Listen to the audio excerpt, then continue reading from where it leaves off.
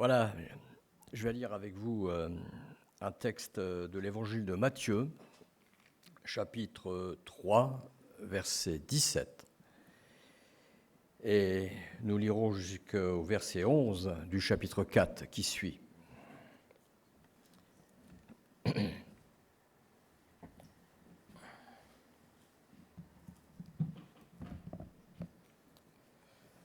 Celui-ci est mon fils bien-aimé en qui j'ai mis toute mon affection.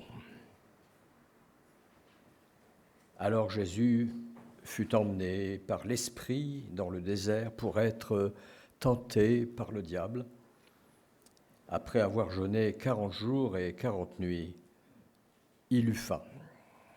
Le tentateur, s'étant approché, lui dit « Si tu es le Fils de Dieu, ordonne que ces pierres deviennent des pains. » Jésus répondit « Il est écrit, l'homme ne vivra pas de pain seulement, mais de toute parole qui sort de la bouche de Dieu. » Le diable le transporta dans la ville sainte, le plaça sur le haut du temple et lui dit « Si tu es le Fils de Dieu, jette-toi en bas, car il est écrit, il donnera des ordres à ses anges à ton sujet et ils te porteront sur les mains de peur que ton pied ne heurte contre une pierre. » Jésus lui dit, il est aussi écrit, tu ne tenteras point le Seigneur ton Dieu.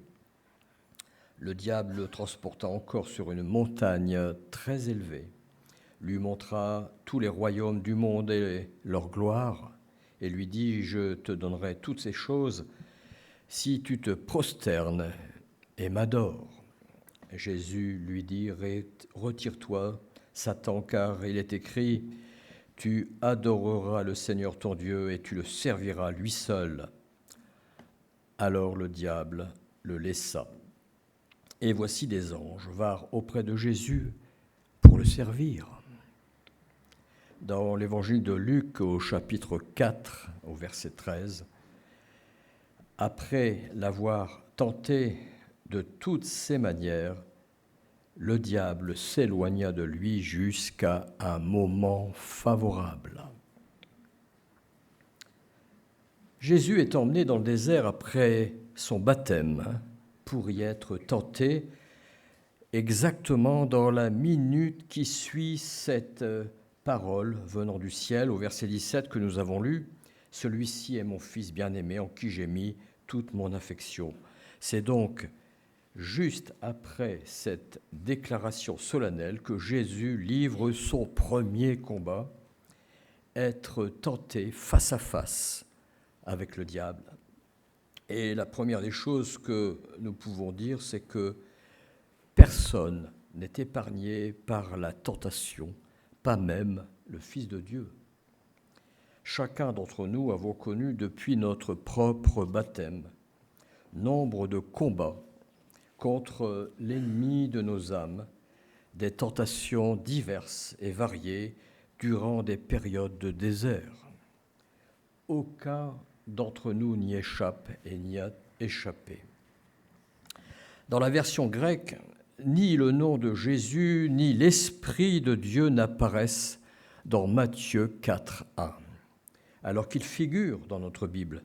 Nous avons lu tout de suite, Jésus fut emmené par l'Esprit dans le désert pour être tenté par le diable. Mais en grec, nous lisons plutôt « il le fit aller dans le désert », tout simplement. Il y a une raison à cela. Dans la tradition juive, le nom de Jésus et le mot « saint » de Saint-Esprit ne peuvent figurer dans la même phrase avec le nom du diable Satan. Pas de proximité entre le diable et l'un des membres de la Trinité. Et dans Marc chapitre 1, verset 12, toujours en grec, « aller » est traduit par « chasser »,« jeter ».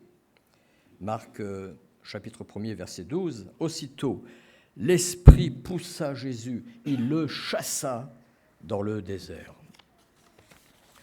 Le jour du grand pardon, le bouc émissaire est chassé dans le désert et tout Israël confesse ses péchés. Jésus nous est donc ici présenté comme chassé dans le désert, comme pour préfigurer celui qui va porter le péché du monde. Alors nous allons nous poser cette première question. Quel est l'enjeu de la tentation de Jésus ? Le Seigneur évolue au milieu d'un désert inhospitalier, dangereux, un environnement que nous qualifierons de sauvage.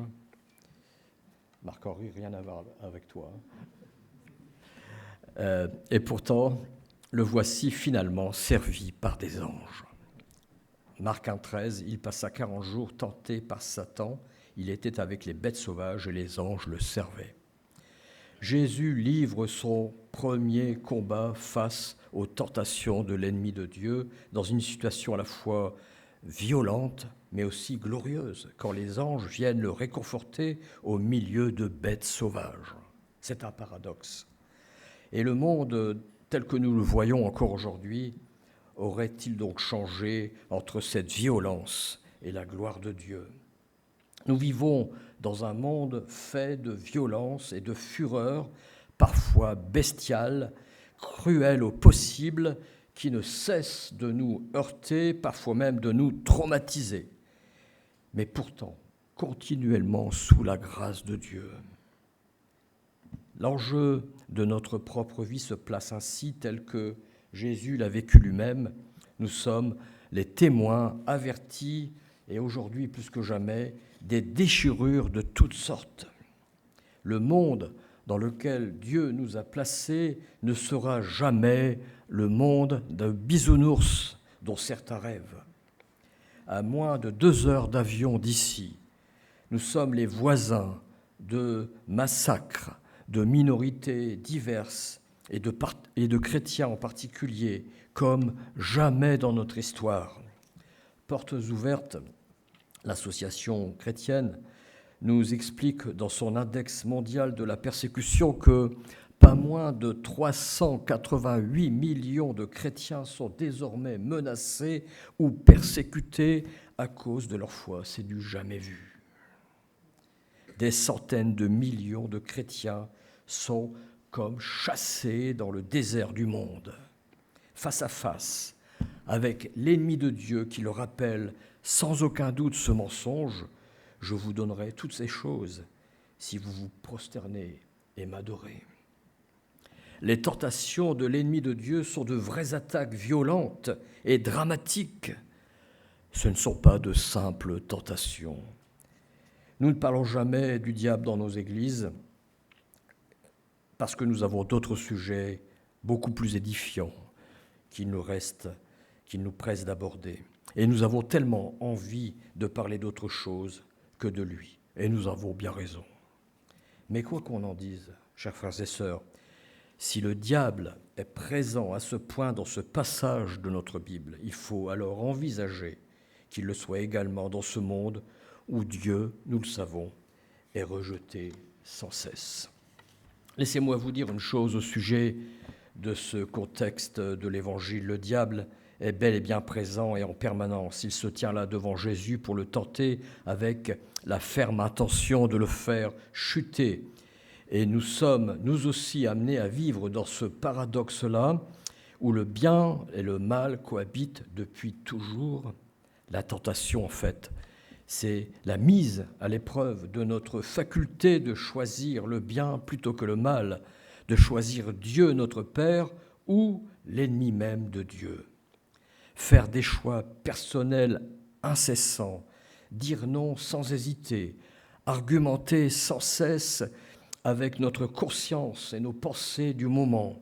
Voilà l'enjeu dans lequel Jésus a été placé tel que nous pouvons le traduire aujourd'hui. L'Évangile nous décrit un désert où Jésus est tenté, le désert comme décor du thème de la tentation ultime.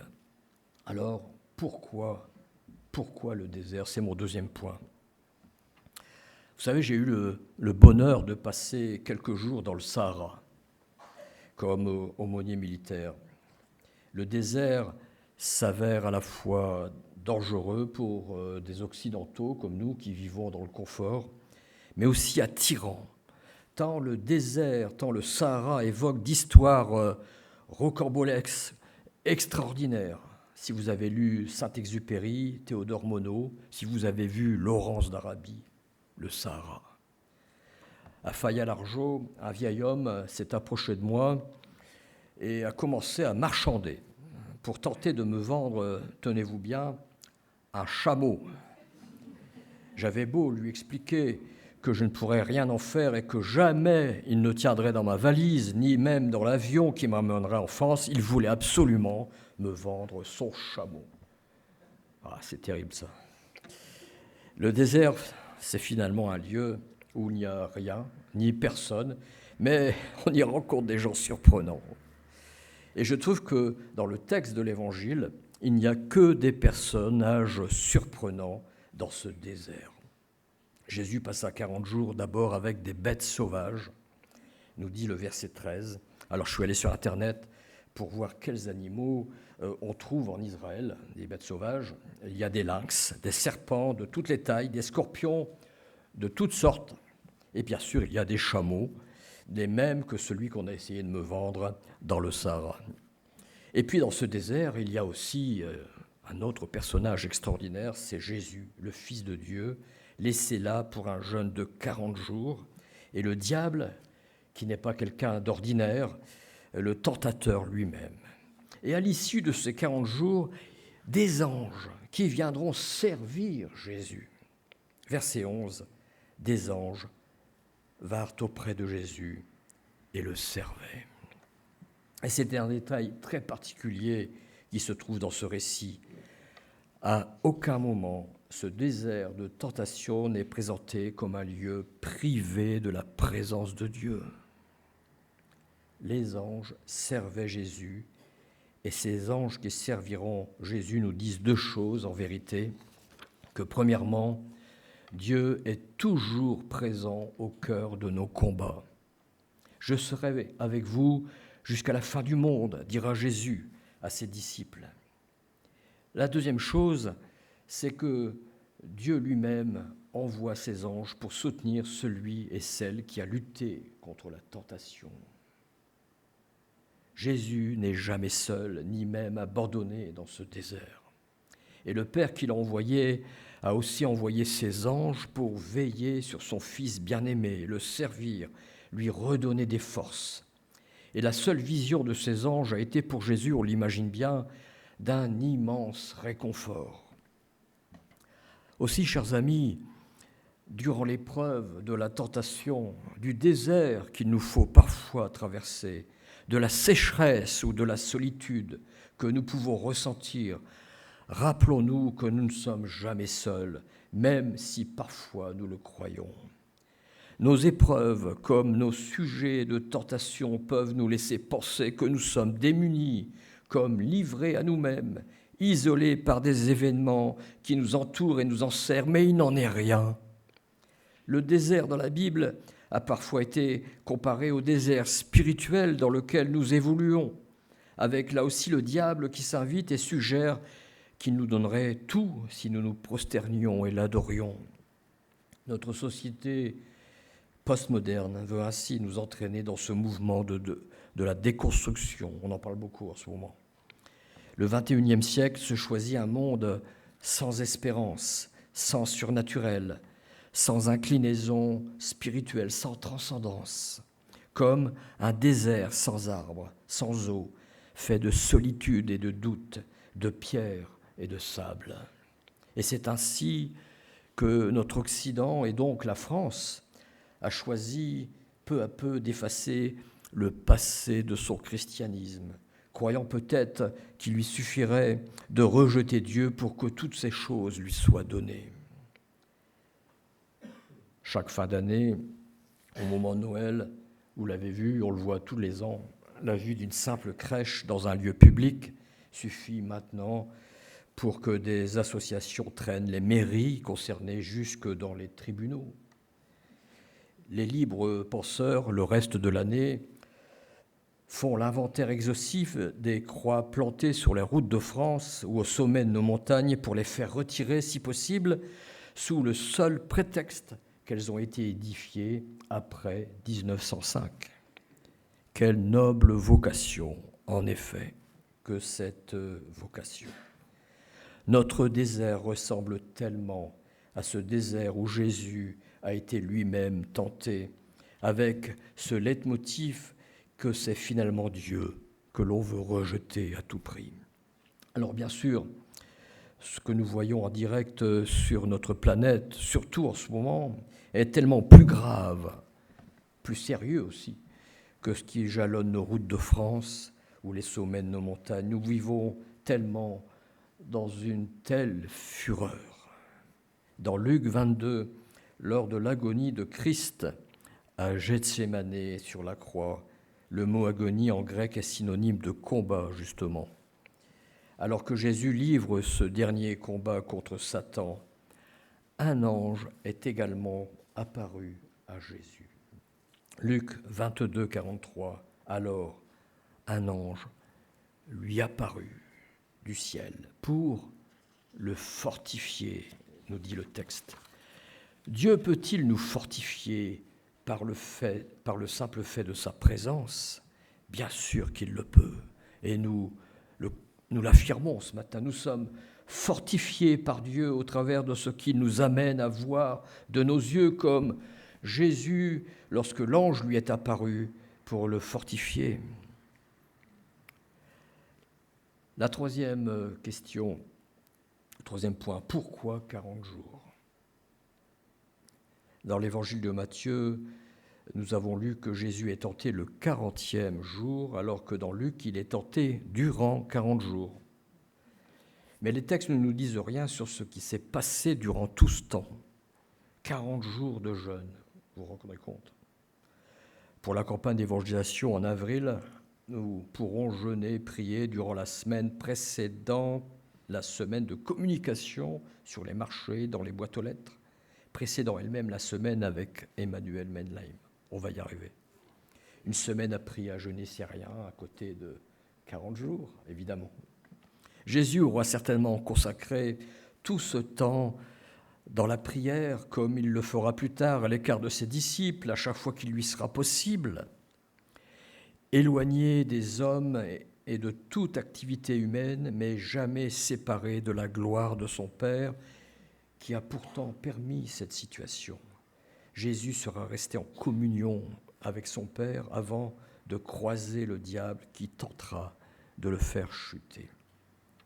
Il nous est permis, chers amis, de penser que Jésus fut tenté au-delà de ce que nous pourrions supporter nous-mêmes.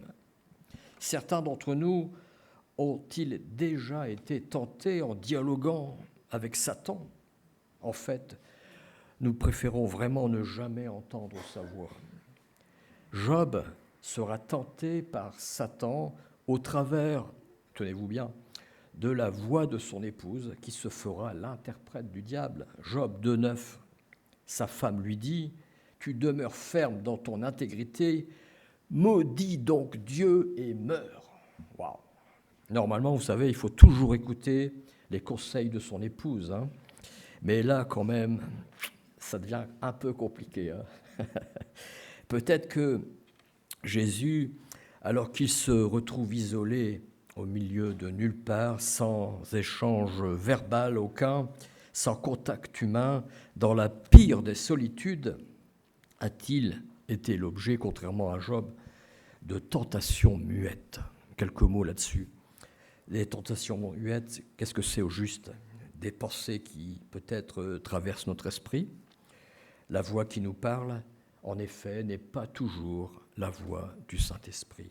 Et ce sont parfois des tentations muettes. Ces tentations muettes n'en sont pas moins violentes.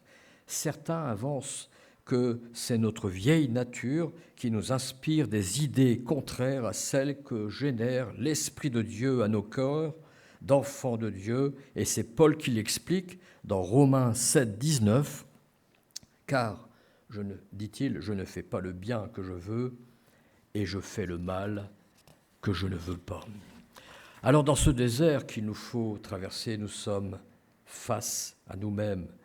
Les choses de la terre qui nous environnent font face aux choses les plus infinies du ciel que nous espérons.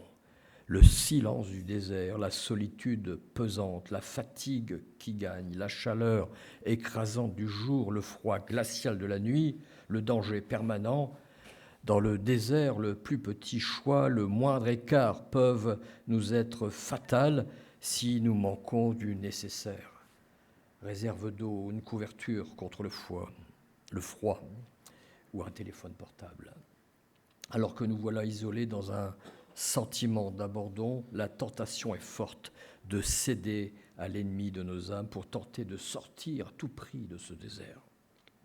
Et en ce sens, le désert de la Bible se révèle être la meilleure illustration de la tentation dans le cœur de l'épreuve, tout comme le nombre 40 dans notre Bible.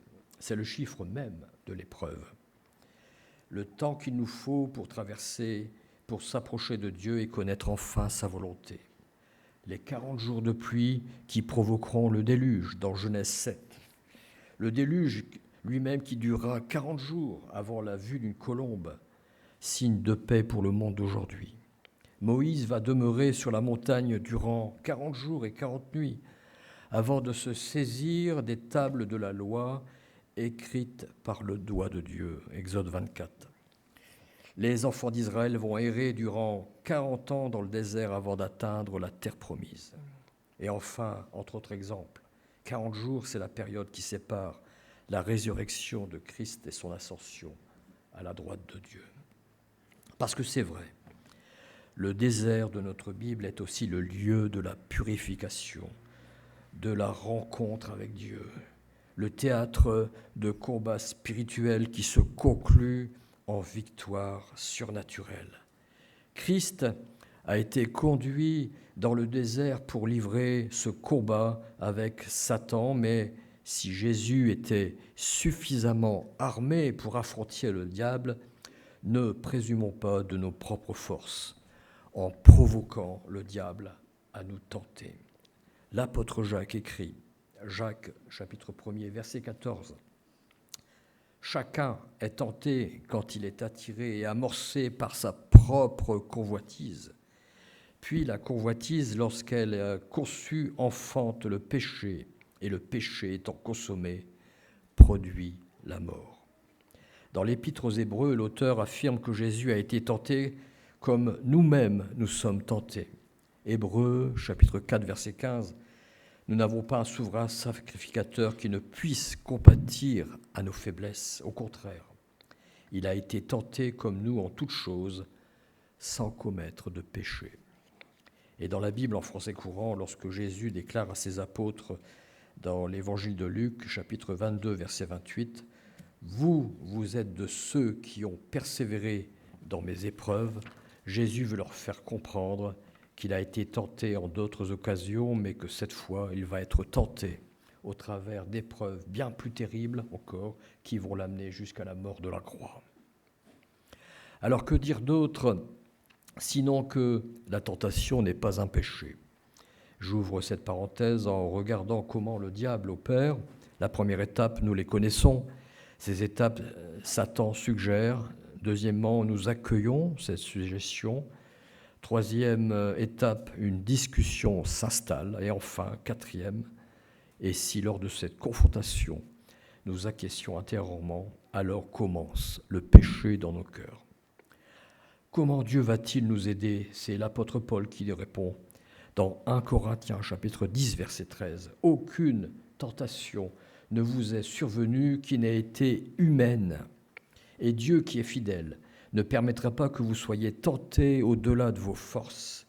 Mais avec la tentation, il préparera aussi le moyen d'en sortir afin que vous puissiez la supporter. » Nous avons, ici, cette aide précieuse que le Seigneur Jésus n'avait pas. Et quelle est cette aide précieuse ?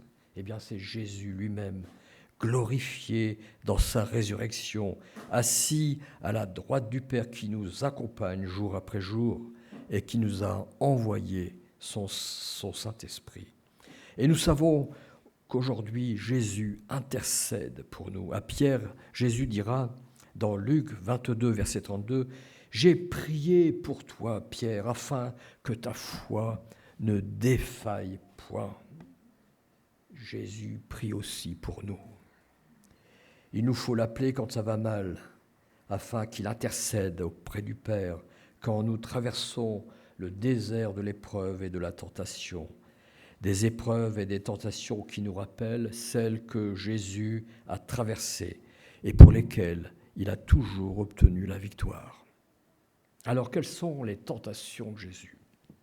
Il y en a 3. La première, si tu es le Fils de Dieu, ordonne que ces pierres deviennent des pains. Le diable a tenté de faire douter Jésus de la bonté et de la providence que pouvait lui donner son Père. Un des artifices de Satan consiste à exploiter les conditions difficiles que nous pouvons traverser. Est-ce que Satan connaît si bien l'Écriture au point d'être capable de la citer si vite?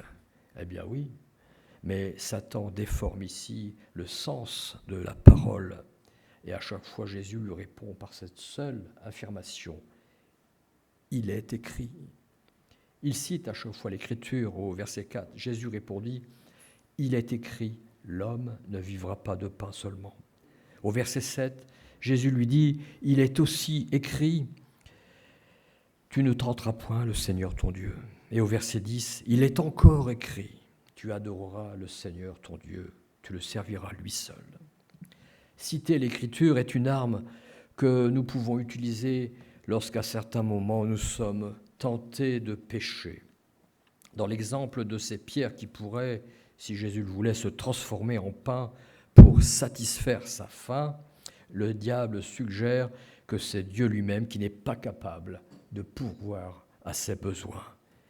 Mais d'une manière ou d'une autre, le Seigneur pourvoit, nous le savons, et c'est ce que nous voulons proclamer de toutes nos forces. Le passage de Deutéronome 8.3, « L'homme ne vit pas de pain seulement, mais de tout ce qui sort de la bouche de l'Éternel », que Jésus cite contre le tentateur, fit lâcher prise à Satan. Cette promesse est ferme et en même temps pleine de bonté. Tout ce qui sort de la bouche de Dieu, notre Père, est bon pour nous, ses enfants. Deuxième tentation, si tu es le Fils de Dieu, alors jette-toi en bas. Satan a tenté de faire douter Christ quant au pouvoir de son Père, de la protection que Dieu pouvait lui apporter, en particulier en ce qui concerne sa propre sécurité. Parfois nous doutons de notre propre sécurité, même de notre santé, de celle de nos bien-aimés. Nous pouvons être, bien sûr, inquiétés et même craindre que tout s'effondre autour de nous.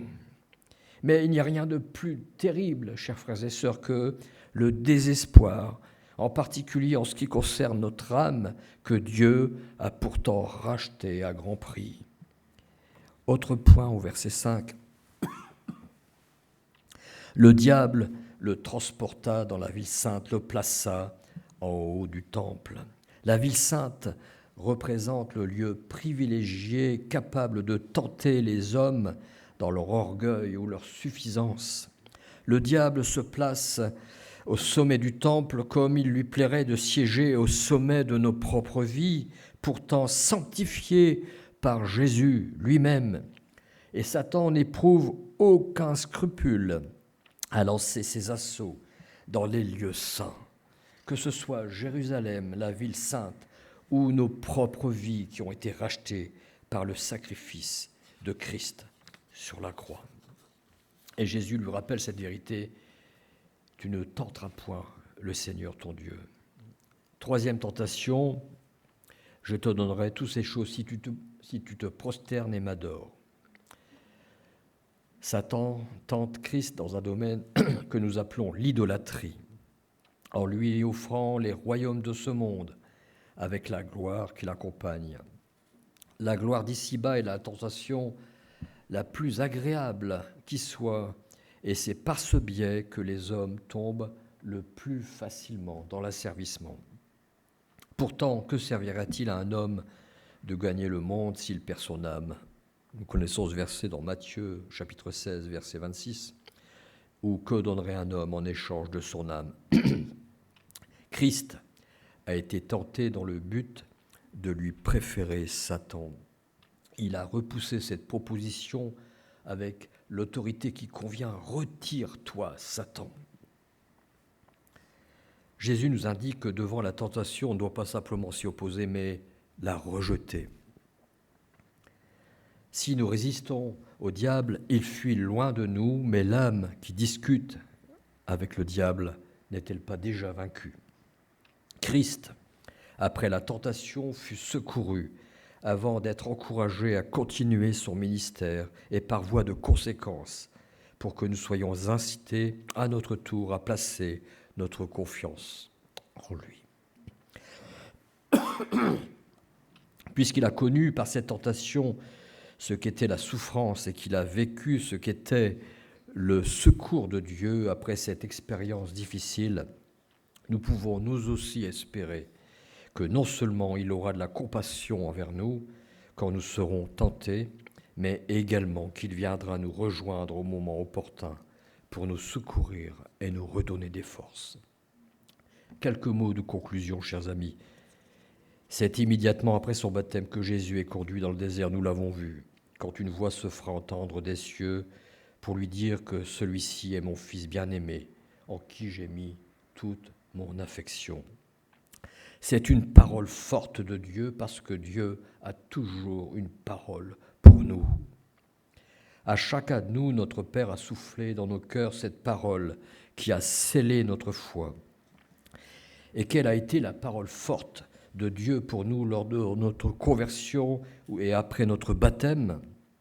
Celui-ci est mon Fils bien-aimé, celle-ci est ma fille bien-aimée, en qui j'ai mis toute mon affection. Cette parole de Dieu est pour nous, chers amis, pour moi comme pour vous. Cette parole de Dieu qui a fondé notre espérance, qui a fait qu'un jour, en effet, nous avons remis à Christ notre péché et notre vie entière entre ses mains. Et c'est ainsi que le Saint-Esprit donne à notre vie un sens véritable, une direction sûre. Cette démarche de repentance et de pardon nous donne la force pour répondre à l'ennemi de nos âmes. Retire-toi, Satan. La bénédiction précède-t-elle toujours la tentation? Nous nous sommes posé cette question. Le but de Satan se résume finalement à une seule chose, amener Jésus à pécher contre Dieu et le rendre ainsi incapable ensuite d'être celui qui ôtera le péché du monde. Il tente de l'amener à se questionner sur sa véritable nature divine de Fils de Dieu. Si tu es le Fils de Dieu, à chaque fois, il lui répète, si tu es le Fils de Dieu.